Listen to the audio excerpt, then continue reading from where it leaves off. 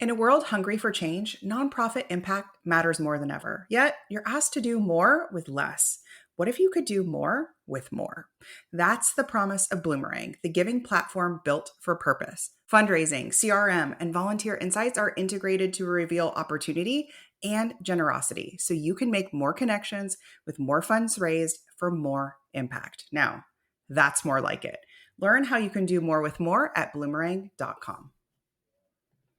We have an update on the 1.4 million donation pages that were created for nonprofits without their knowledge or consent. So GoFundMe has announced that they are taking down the pages. They are now going to make them opt-in only, which I said from the start is the only way to right-side this. These pages have to be opt-in only. So I'm really pleased to hear that that's the move that they're making. They're also saying that they are going to remove the pages that are non-claimed, not claimed, and de-index them. So when you type in your organization's name, you won't have that GoFundMe page that you didn't create claimed. So it should be de-indexed from search results. What we don't have is a timeline on this. We don't know how quickly this is going to happen, but it is a win for sure.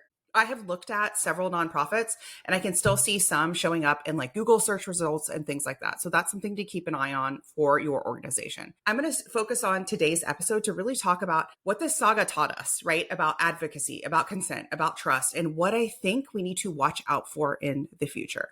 So this was definitely a collective movement that worked, right? I think this was a combination of voices in the nonprofit sector, experts, leaders, everyone coming together saying, we don't want this. We didn't ask for this. We don't want this. This isn't okay. And also internally inside GoFundMe, I'm speculating there were lots of talks as to the collateral effects of this, right? I had some major compliance concerns. I had some major legal concerns as well. So that's worth pausing on to see that our voices together really do create a movement and really do create change. And it's really easy to minimize what's the point of talking about this? No one's going to change anything. And I really want to step back and really take a moment to explore where this story broke. Like, how did we all have this moment where suddenly we went from not knowing about all of these donation pages to knowing about them? And for me, it started with one local news article. So it was an ABC affiliate that reported on one particular community-based nonprofit that said, we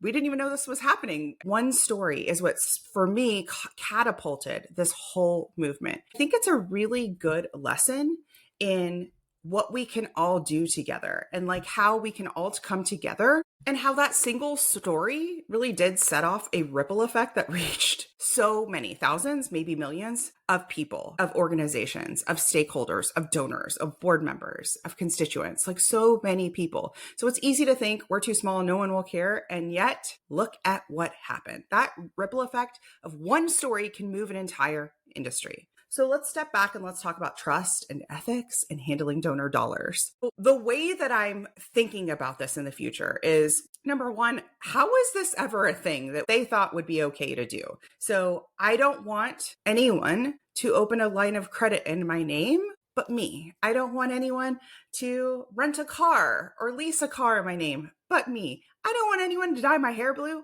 but me, right? Those are all things that people could say, but Christina, we're doing you a great service, right? We're doing you a favor, right? No, I would like to make those decisions with my own authority and autonomy. And so there's a part of me that is very, very frustrated and confused as to how we got here in the first place, as to how that this went through enough people that this is an okay practice. There's still that which remains unresolved. Because I don't think GoFundMe is the only one doing this. I believe that they're a large player that tried this, but there are some others. I'm hearing some chatter. There's some talk more on LinkedIn that there's some other people doing this. And the spin is we're doing this as a service to you. More people will find you. More donors will find you. Like a dollar is a dollar, right? It's good. And that's not true. Again, that consent has to come from the top down. It has to come from inside the organization first. They decide their tech, their tools, their financial streams of income. That's all internal. And pushing that onto them and saying, we got this for you, now you deal with it, is not how business should ever be conducted. And so that's why it still remains a big concern for me. If the goal is exposing more people to an organization's nonprofit, the easy way to do that is simply to link to that nonprofit's website. That's their home, right? That's their ecosystem. That's where they're deciding what tools they want to use, what tech they want to use, their donation journey. So if organizations want to do that, they could do that, and just link straight to their website. So it really does feel like a cash grab when you're trying to inject your tool, your tech, your something, your product, your service into something that they didn't ask for, the prospect didn't ask for. So that's the wider conversation that tells me this is a huge win, but we're not done yet. So I don't think that this will be the very last time we hear about something similar or something adjacent happening in the nonprofit sector. I think we need to be ready. I think that as more companies innovate, as technology just continues to grow, we have to rise with that innovation and technology. So you need to be checking yourself. You need to make sure that you have Google Alerts set up for your organization. You need to make sure that your organization has chosen the tool and the tech with purpose that you want to use so that you can hang out in that digital landscape and rise to the occasion, because there's so many good tools out there, right? You need to make sure you have consent and trust built in, not just as values or buzzwords, because those are the foundations to how our sector functions. If there's one takeaway from all of this, I hope that you see what I see, which is advocacy works. Amplifying your message works was a really good example of what I talk to so many of my clients about, right? So we talk about creating ambassadors. We talk about creating social street teamers, because that's what happened. That's what happened is we had this huge influx of street teamers who basically said on their own channels, what the heck is going on? This is crazy. This is not okay. This has to stop. And then we saw a movement. We saw a response. And we saw people take action for the better. So advocacy matters, consent matters, trust is essential in fundraising and technology and in leadership.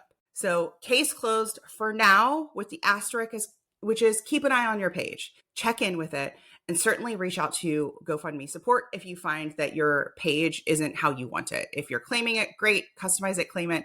And if you want to make sure that it's unpublished, unclaimed, or unpublished and de-indexed, keep an eye out for those changes to make sure that they are complete. I'll see you next time.